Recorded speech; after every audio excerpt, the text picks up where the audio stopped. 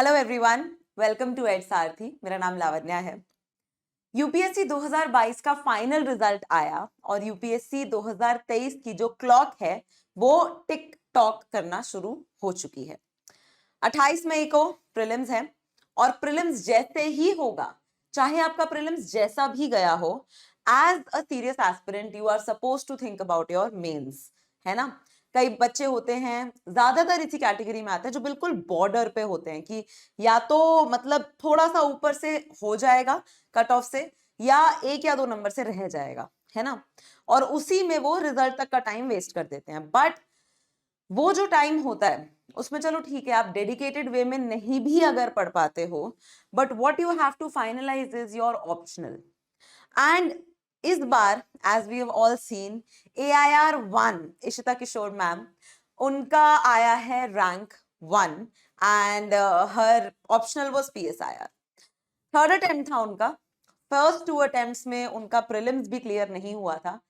And this gives a lot of hope to so many aspirants कि ये जो journey है ये कितनी अनप्रिडिक्टेबल हो सकती है। Just imagine that situation, 2 bar prelims clear नहीं हुआ था, तीसरी बार जब वो प्रीलिम्स लिखने गई होंगी तो उनका स्टेट ऑफ माइंड क्या होगा। क्या वो नर्वस रही होंगी या फिर वो एक नए तरीके के कॉन्फिडेंस के साथ गई होंगी, है ना। कभी मेंस लिखा नहीं है, पहला मेंस लिखा और उसी में रैंक 1। तो ये वाला जो एटीट्यूड है ये इम्बाइब करना है। और PSIR ऑप्शनल होने के बाद भी रैंक 1, ये मैं क्यों कह रही हूं, बिकॉज अभी हम देखेंगे that political science and international relations is the most common optional among all the aspirants. और इतना कॉमन ऑप्शनल होने के बाद भी उसमें एक्सेल करना, ऑफ कोर्स जनरल स्टडीज का एक बहुत बड़ा एस्पेक्ट रहता है, बट ऑप्शनल को एक्सेल किए बिना आप नहीं पहुंच सकते मेरिट लिस्ट में, और रैंक 1 पे तो बिल्कुल भी नहीं पहुंच सकते हो। तो मैं ये कहना चाह रही हूं कि PSIR as an optional has never failed people, ठीक है। It has never failed aspirants. एक स्टेबिलिटी हमेशा देखने को रही है PSIR में। तो अगर इस समय आप कंफ्यूज्ड हो या फिर ऑप्शनल अगर आपने डिसाइड कर भी लिया है तब भी आप पूरी तरह से कन्विंस नहीं हो कि PSIR तो बहुत बच्चे लेते हैं, कंपटीशन बहुत ज्यादा है, तो अब मैं क्या करूं। इशिता किशोर का भी कंपटीशन बहुत ज्यादा था, but she had rank 1। Now with her example I want to quote some of the facts, ठीक है, थोड़े facts दिखा देती हूँ मैं, and with that you would know why I am telling you, if you are thinking about PSIR, if your graduation subject was PSIR or if it was any other subject and you are confused कि PSIR इतना common subject है कि उसमें score करना मुश्किल है, I just show you UPSC की report ये बताती है कि 1863 people in 2020 exam actually went for PSIR and 154 out of them were selected, which gives 8.3% of selection rate, which is not a very bad selection rate. अगर आप देखो anthropology का same selection rate है, ठीक। देन सिविल इंजीनियरिंग जैसे technical subjects का इससे कम selection rate है। And here you have even electrical engineering, थोड़ा सा इससे ज्यादा सिलेक्शन रेट है। जो कुछ ऑप्शनल्स हैं जिनके सिलेक्शन रेट एक्सट्रीमली हाई है, उनमें the number of people who are attempting is very less. So for example animal husbandry से 10 लोग थे जिसमें से एक सिलेक्ट हुआ, so the selection rate becomes 10। Now why I am talking about PSIR is because political science and international relations was the most preferred subject among all the aspirants. Now you must understand this कि जब आप political science को as an optional choose करते हो तो आपका scope कहां तक जा सकता है। These are some of the marksheets जो PSIR के जो एस्पिरेंट्स हैं उन्होंने जो सिलेक्ट हुए हैं शेयर किए। So this particular marksheet you can see PSIR paper 1 में 136 मार्क्स एंड यहां पर 120 मार्क्स, कुल मिलाकर 256 marks.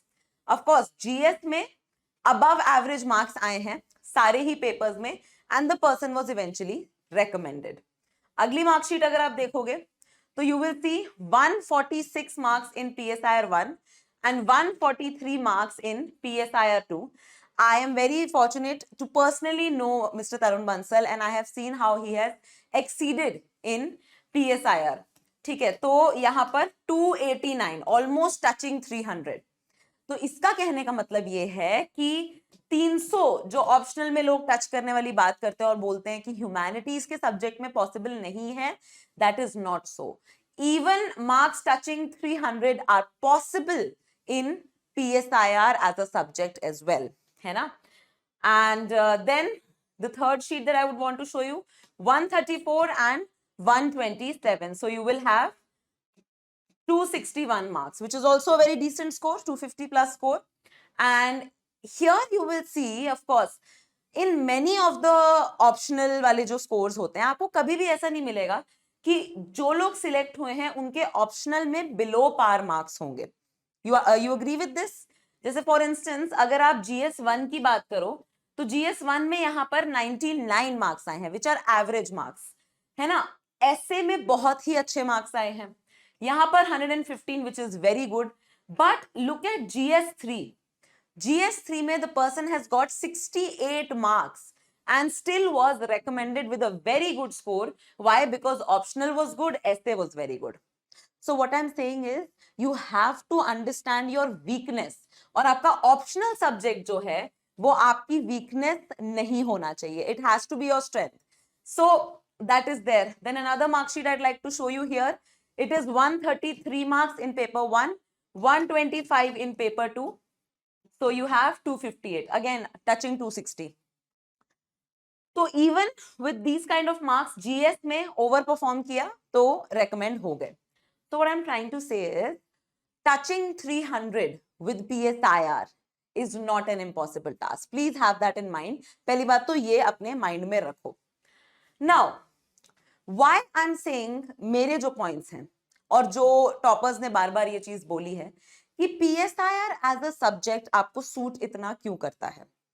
The very first thing, from prelims to actual interview, कहीं ना कहीं आपको PSIR के फेवर में क्वेश्चंस दिखाई देते हैं, आप ये बात मानो या ना मानो. So for example there was a question in prelims, rights are correlative to duties वाला जो क्वेश्चन था वो प्रीलिम्स का क्वेश्चन था और बार बार ये चीज देखी गई है. जैसे गांधी जी की स्टेटलेस सोसाइटी, गांधी जी और मार्क्स में, गांधी एंड मार्क्स में कंपैरिजन पूछ लिया प्रीलिम्स में. ये एक टॉपिक है PSIR इन इटसेल्फ का. तो ये देखा गया है कि यूपीएससी का एक थोड़ा अजीब सा बायस है प्रीलिम्स में भी PSIR से क्वेश्चंस पूछने का. So that is one thing. The second thing is the syllabus of PSIR. Syllabus of PSIR of course 4 parts में डिवाइडेड है. Paper 1 part A, paper 1 part B, paper 2 part A and paper 2 part B. सबसे ज्यादा easy जहां पर score करना है, जो बिल्कुल स्टैटिक है और उसमें आप अपने थोड़े से एलिमेंट्स इंट्रोड्यूस कर सकते हो, that is paper 1 part A and paper 2 part ए. ठीक है, ये दो जगहें हैं जो ज्यादातर स्टैटिक हैं, जैसे कि आइडियोलॉजीज हैं, western political theory, Indian political theory. यहां पर क्या है, कंपैरेटिव पॉलिटिक्स है, आप इग्नू के नोट से पढ़ते हैं. तो ये दो एस्पेक्ट्स आपके बहुत अच्छे से सॉल्व हो जाते हैं. These two, 1B is about Indian governance and politics, Indian government and politics. ये static plus dynamic है जो कि आपको GS2 में भी हेल्प करता है, GS पेपर 2 में भी बहुत हेल्प करता है एंड GS2 आपका इस पेपर में हेल्प करता है. And this is a fact, ये सिर्फ बोलने के लिए नहीं है. सिलेबस में बहुत सारे ओवरलैप्स हैं और जिस तरीके से आप पढ़ते हैं उसमें बहुत सारे ओवरलैप्स हैं. So your time studying this is vastly reduced. Why? Because you already have studied entire Lakshmikant for your GS2 paper. सबसे ज्यादा लोगों को प्रॉब्लम आती है paper 2 part B, that is international relations, है ना, foreign policy and the current developments that are happening. तो इसको सॉल्व करने का भी एक डेडिकेटेड वे है और ये वाला जो एस्पेक्ट है ये या तो आपको जो पेपर है उसमें आपको बहुत ही ऊपर अबव एवरेज ले जाएगा या आपको वो बिलो एवरेज खींच देगा. कहने का मतलब ये है या तो वो आपको 130 प्लस में ले जाएगा, 130 प्लस मार्क्स इन पेपर 2, या वो आपको -110 से भी कम में रोक लेगा. So this is the place जहां पे ज्यादातर बच्चे अटकते हैं. But if you see the variables, यहां पे ध्यान से समझना, ठीक है. If you see the variables, out of 4 variables 2 are very much under your control with very predictable questions. The third one has already a very good foundation laid, and there is only one part जहां पे आप बोल सकते हो कि थोड़ी बहुत unpredictability है, right? So 3/4 of the paper, 3/4 of the entire optional is pretty much under your control, and this is not the case in many other optionals. PSIR का ये मेरी तरफ से रेलेवेंस है कि जो इसका सिलेबस है। और थर्ड जो मेरा पॉइंट है, जो बार बार देखा गया है, PYQ एनालिसिस। जब हमने PYQ एनालिसिस किया, और ऑफ कोर्स हम करते ही हैं, तो हम देखते हैं ये चीज कि हर साल लेट्स से पेपर 1 पार्ट ए में थ्योरीज ऑन स्टेट से सवाल आ ही आ रहा है, जॉन रॉल्स से कोई ना कोई सवाल आ ही रहा है। तो the amount of, although syllabus देखने में काफी ह्यूज लगता है, but the amount of labour that you have to give to this exam is very streamline. तो अगर मैं आपको ये सिलेबस दिखाऊं, यहां पे देखो, this is western political thought, this, just a second, हाँ, this part is western political thought, west में जो हमारे फिलोसोफर्स रहे हैं। तो यहां पर आप जो कार्ल मार्क्स देख रहे हो, आपको पता है कि हर साल कार्ल मार्क्स में से या तो डायरेक्टली वेस्टर्न पॉलिटिकल का क्वेश्चन आएगा, या मार्क्सियन थ्योरी ऑफ स्टेट पे से क्वेश्चन आएगा, या मार्क्सिज्म एज एन आइडियोलॉजी पे क्वेश्चन आ जाएगा, बट कार्ल मार्क्स को आप स्किप नहीं कर सकते, ये आपको पता है। So you have to know and you will know कि आपको कहां पे फोकस करना है। देन पॉलिटिकल थ्योरी में से एक ना एक क्वेश्चन आएगा ही आएगा, जो कि मोस्ट प्रोबेबली होगा the decline of the political theory, expected है, ठीक है। तो मैं ये कहना चाह रही हूं कि जो हमारे सिलेबस के ब्रेकडाउन्स हैं when it comes to the PSIR, they are very much fixed. The kind of questions that you are going to ask are very much fixed. बच्चों को प्रॉब्लम पता है कहां आती है? बच्चों को प्रॉब्लम आती है writing the answer, writing the answer, because when you're writing the answer, you constantly feel that your answer is not good enough. Don't you feel so? You don't feel कि आंसर आपका ठीक direction में जा रहा है, और you feel that I should write +2 scholars more, or you feel that I should quote some more books, etc., etc. But what we don't understand in PSIR is कि हमें better than average करना है। It's a relative game, don't you agree? It's a relative game कि सब PSIR में कैसे लिख रहे हैं, हमें हर क्वेश्चन को सबसे थोड़ा थोड़ा थोड़ा थोड़ा बेटर लिखना है। That is the game. UPSC is entirely relative. So with respect to PSIR, अगर आपको कुछ भी डाउट है और आप किसी भी तरीके के डाउट में चल रहे हो, whether you should pick PSIR, you have done PSIR foundation, but you are not able to relate the questions to the kind of demand of the question जो कि UPSC पूछ रहा है, समझ में नहीं आता है या फिर कॉन्फिडेंस नहीं आ रहा है, मेरी बात मान के चलो, सारे ही बच्चे इस तरीके के डाउट्स इस समय फेस कर रहे हैं कि PSIR इतना कॉमन ऑप्शनल होने के बाद भी should you go for PSIR or should you not go for PSIR? My suggestion to you is have a threefold test to yourself. Threefold test you should be having.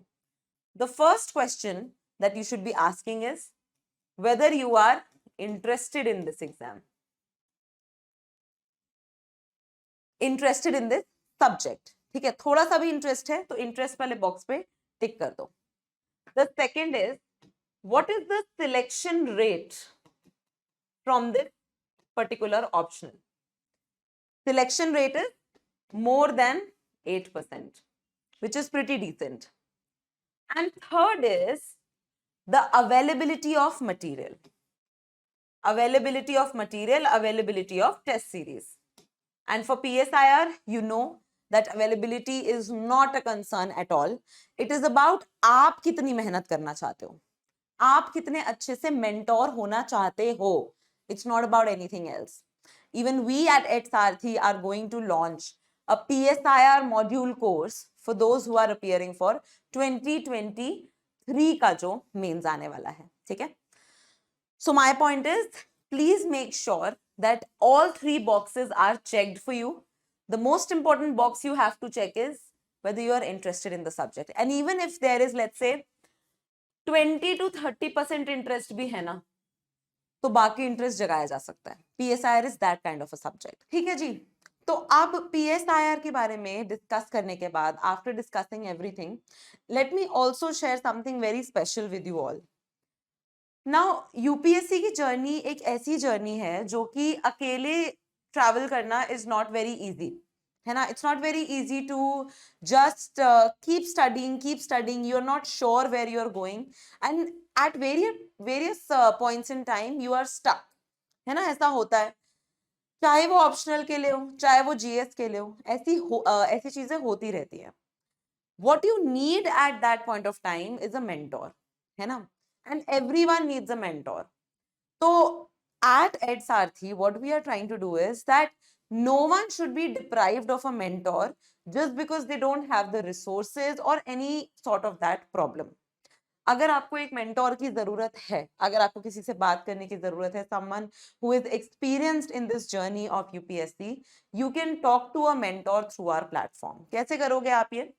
You just go to our free initiative. What you do is you scan this QR code, it will redirect you to a page. उसमें आप एक form fill करो, आपकी जो भी query है, it could be related to your optional, it could be related to your preparation, your book list, your resources, anything under the sun which is related to UPSC. It could even be related to your mental health, जो UPSC में problem होती है। Talk to your mentor, आप appointment schedule करो, and you will be helped by our trained mentors, by our experienced mentors. So that is one thing. The second thing that I very proudly want to share with you all is our result this time. And as you can see, we have over 130 plus final selections. We have actually 131 plus. We have 15 people in the top 100, which is something that makes me very, very proud, because last year we had about 45 plus selections. And right now, this year, we have made a huge leap. And I'm really very proud of that. So just wanted to share this with all of you. I wish you all the very best. Prelims आने वाला है, आपको वो mindset चाहिए prelims के लिए जो कि आपको एक कॉन्फिडेंस दे। आपको प्रीलिम्स में इस कॉन्फिडेंस के साथ जाना है कि ये एक छोटा सा टेस्ट है मेंस लिखने के लिए। मेंस में इस कॉन्फिडेंस से जाना है कि छोटा सा टेस्ट है इंटरव्यू देने के लिए। And I know it is easier said than done, but I have a lot of faith in all of you that you are going to achieve this feat, which looks like a really big feat. You are going to clear the prelims. So go with that confidence and all the very best. I will see you all after the prelims examination. Take care, everyone. Bye-bye.